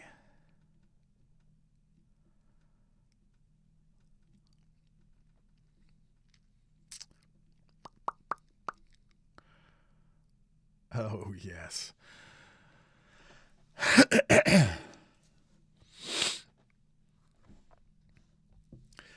Sarah Cynthia Sylvia Stout would not take the garbage out. Sarah Cynthia Sylvia Stout would not take the garbage out. She'd scour the pots and scrape the pans, candy the yams and spice the hams, and though her daddy would scream and shout, she simply would not take the garbage out. And so it piled up to the ceilings, coffee grounds, potato peelings, brown bananas, rotten peas, chunks of sour cottage cheese. It filled the can, it covered the floor, it cracked the window, it blocked the door. With bacon rinds and chicken bones, drippy ends of ice cream cones, prune pits, peach pits, orange peel, gloppy glumps of cold oatmeal, pizza crusts and withered greens, soggy beans and tangerines. Jeez, what the hell time to get a frickin' hiccup? Pizza crusts and withered greens, soggy beans and tangerines, crusts of black-burned buttered toast, grisly bits of beefy roast. The garbage rolled on down the hall. It raised the roof, it broke the wall. Greasy napkins, cookie crumbs, globs of gooey bubble gum, cellophane from green bologna, rubbery, blubbery macaroni, peanut butter caked and dry, curdled milk and crusts of pie, moldy melons, dried up mustard, eggshells mixed with lemon custard, cold French fries and rancid meat, yellow lumps of cream of wheat. At last the garbage reached so high that it finally touched the sky, and all the neighbors moved away, and none of her friends would come to play. And finally Sarah Cynthia Stout said, "Okay, I'll take the garbage out." But then, of course, it was too late. The garbage reached across the state, from New York to the Golden Gate, and there in the garbage she did hate, poor Sarah met an awful fate. That I cannot right now relate, because the hour is much too late, but children, remember Sarah Stout, and always take the garbage out. Oh, nobody's driving the bus. It's all AI driven. And you can't get a real person. There is no real person. Let's see what else we got here.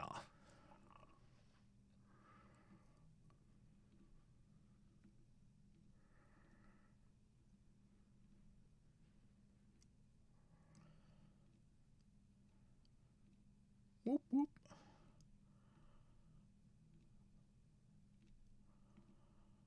I wish I could find it, because I have the other two books as well.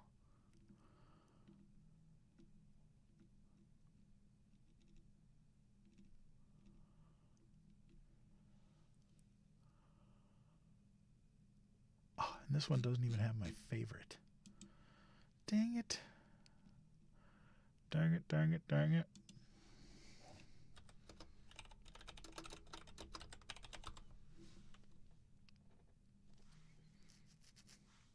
Poopy. Well, well, well.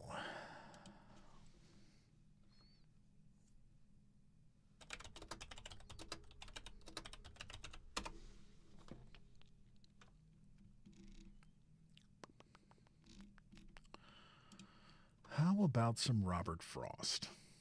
Always do like me some Robert Frost.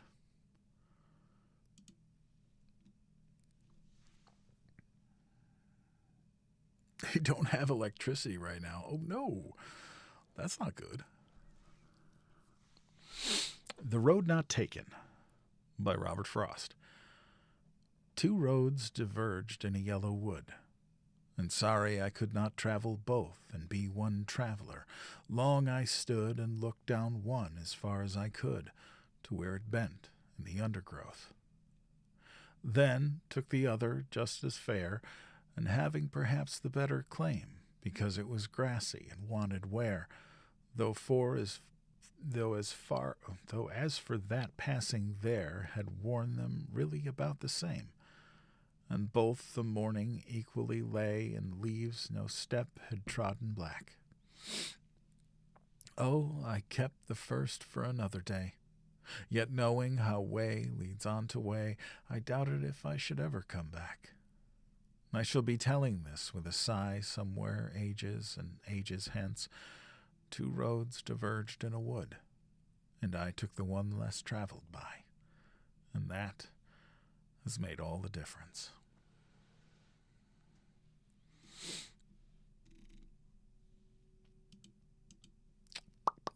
Let's see.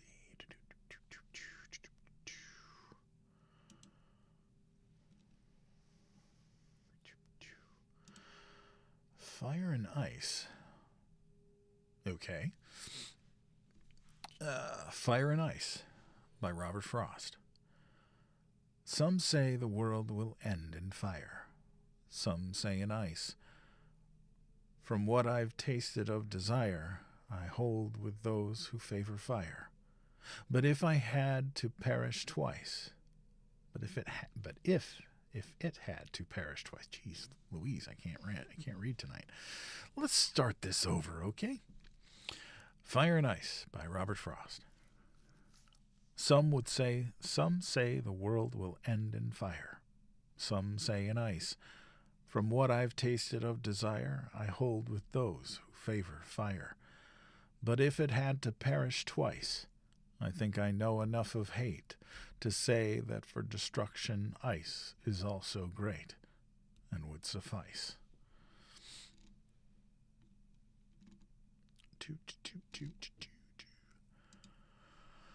Let's see.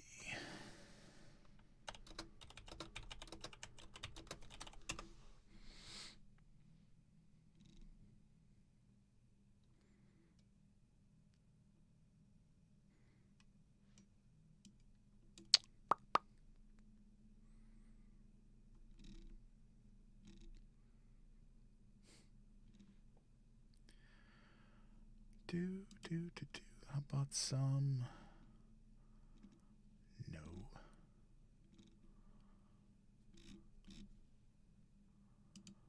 No, that one.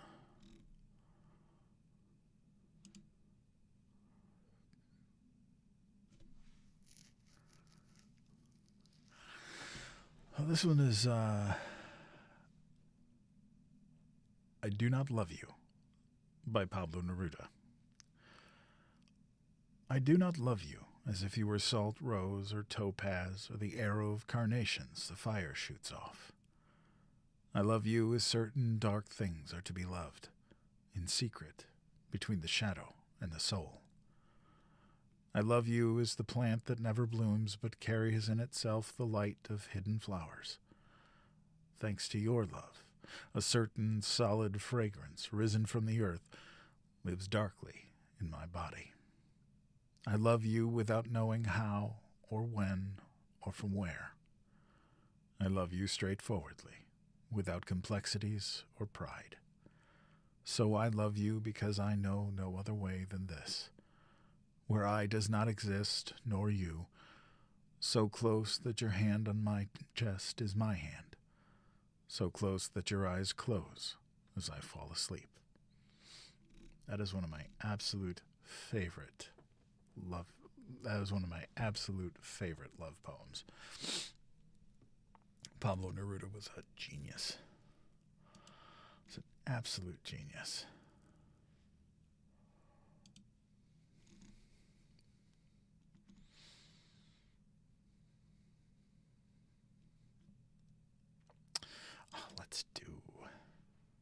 Let's do a couple more of his.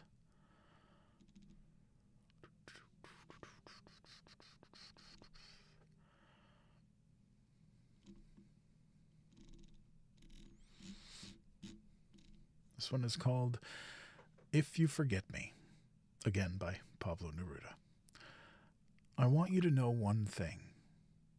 You know how this is. If I look at the crystal moon, at the red branch of the slow autumn at my window, if I touch near the fire the impalpable ash or the wrinkled body of the log, everything carries me to you. As if everything that exists, aromas, light, metals, were little boats that sail toward those isles of yours that wait for me. Well, now, if little by little you stop loving me, I shall stop loving you little by little. If suddenly you forget me, do not look for me, for I shall already have forgotten you. If you think it long and mad, the wind of banners that passes through my life, and you decide to leave me at the shore of the heart where I have roots, remember that on that day, at that hour, I shall lift my arms and my roots will set off to seek another land. But if each day, each hour, you feel that you are destined for me with implacable sweetness, if each day a flower climbs up to your lips to seek me, ah, my love, ah, my own, in me that fire is repeated. In me nothing is extinguished or forgotten. My love feeds on your love, beloved, and as long as you live, it will be in your arms without leaving mine. Love, Pablo Neruda.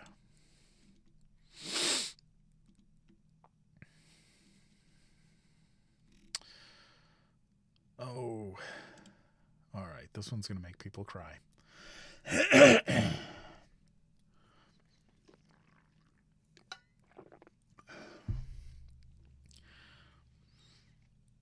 This one is called Tonight I Can Write the Saddest Lines. Tonight I can write the saddest lines. Write, for example, the night is starry and the stars are blue and shiver in the distance. The night wind resolves in the sky and sings. Tonight I can write the saddest lines. I loved her, and sometimes she loved me too. Through nights like this one, I held her in my arms. I kissed her again and again under the endless sky. She loved me. Sometimes I loved her too. How could one not have loved her great, still eyes? Tonight I can write the saddest lines. To think that I do not have her, to feel that I have lost her, to hear the immense night still more immense without her, and the verse falls to the soul like dew to the pasture. What does it matter that my love could not keep her? The night is starry, and she is not with me. This is all. In the distance, someone is singing. In the distance, my soul is not satisfied that it has lost her. My sight tries to find her as though to bring her closer. My heart looks for her, and she is not with me. The same night whitening, the same trees, we of that time are no longer the same. I no longer love her, that's certain. But how I loved her. My voice tried to find the wind to touch her hearing. Another's, she will be another's, as she was before my kisses. Her voice, her bright body, her infinite eyes. I no longer love her, that's certain. But maybe I love her. Love is so short, forgetting is so long. Because through nights like this one I held her in my arms, my soul is not satisfied that it has lost her. Though this be the last pain that she makes me suffer, and these the last verses that I write for her. Absolutely beautiful. Freaking absolutely beautiful poetry.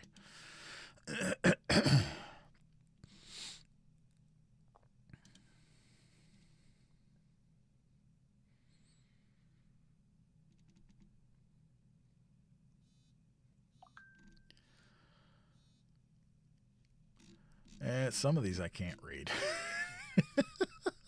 It gets a little dirty. And I would get in trouble.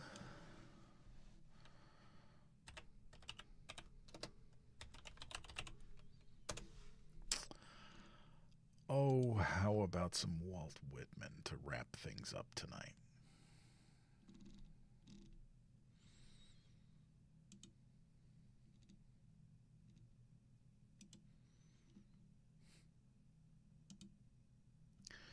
This is one of my absolute favorite Walt Whitman poems.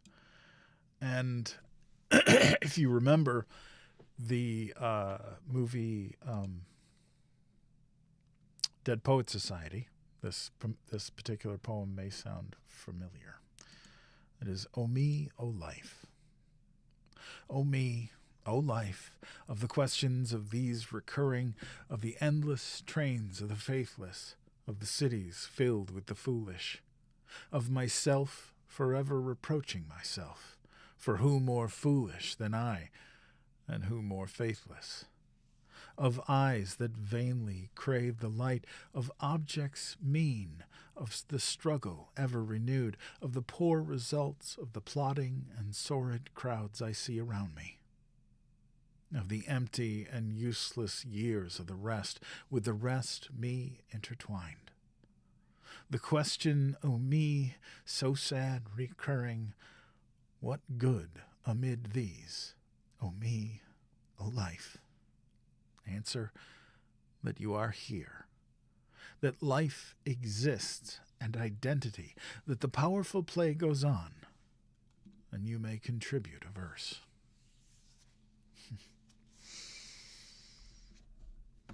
There is something about good poetry that can convey ideas in a way that nothing else can.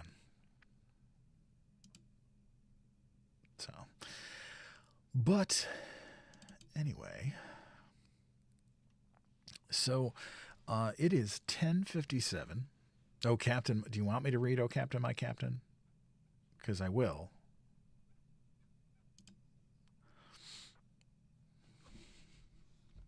All right. That'll be the last one. Oh, Captain, My Captain, if you don't know, was actually written in response to the assassination of Abraham Lincoln. Walt Whitman was just devastated that happened. And this is also one that was featured in Dead Poet Society. Oh, Captain, My Captain, by Walt Whitman. Oh, Captain, my Captain, our fearful trip is done. The ship has weathered every wrack. The prize we sought is won. The port is near, the bells I hear, the people all exulting, while follow eyes the steady keel, the vessel grim and daring. But oh, heart, heart, heart, oh, the bleeding drops of red, where on the deck my captain lies, fallen cold and dead. O Captain, my Captain, rise up and hear the bells. Rise up, for you the flag is flung, for you the bugle trills, for you bouquets and ribboned wreaths, for you the shores are crowding. For you they call, the swaying mass, their eager faces turning. Here, Captain, dear father, this arm beneath your head. It is some dream that on the deck you've fallen cold and dead. My captain does not answer. His lips are pale and still. My father does not feel my arm. He has no pulse nor will. The ship is anchored safe and sound, its voyage closed and done. From fearful trip the victor ship comes in with object won. Exult, O shores, and ring, O bells, but I with mournful tread walk the deck my captain lies, fallen cold and dead. Beautiful. Fair, what am I reading on Friday? Friday I'm hoping to read The Dunwich Horror by H.P. Lovecraft. But as with all H.P. Lovecraft stories, because H.P. Lovecraft was a horrible human being, I have to read through it first to make sure that there isn't anything. Usually it's not too bad, but not anything that's going to get me in trouble. But every once in a while there'll be something racist in there that I have to either censor out, or I can't read the story at all. One example of that is the author Robert E. Howard, who is the creator of Conan the Barbarian, was a pulp writer back in the 20s and 30s. And so far, every story that I've wanted to read of his, I've gone through and read it, and it's just horribly racist language, and I can't read it on stream. It'll get me in trouble. So I don't like to get in trouble. But hopefully, if all goes well, I will be reading the Dunwich Horror. So we'll see.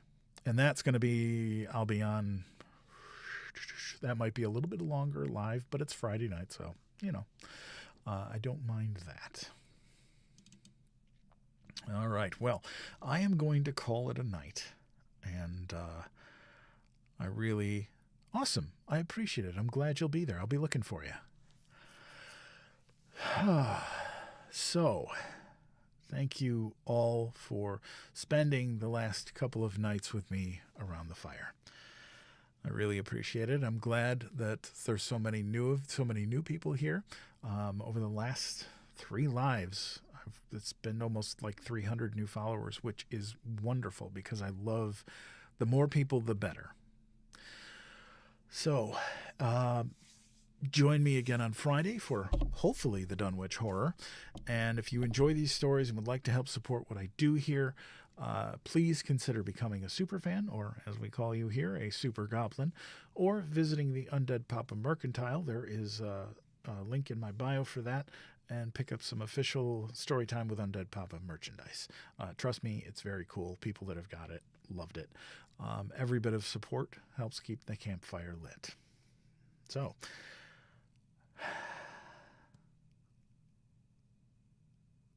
as always, until then, please be kind to each other.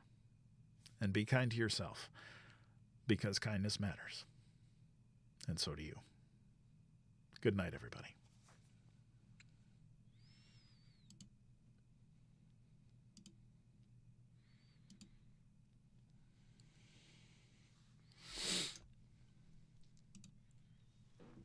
And good night over there on the tubes to the 4 of you that are still watching. I really appreciate you sticking around for this. We'll see you again on Friday night.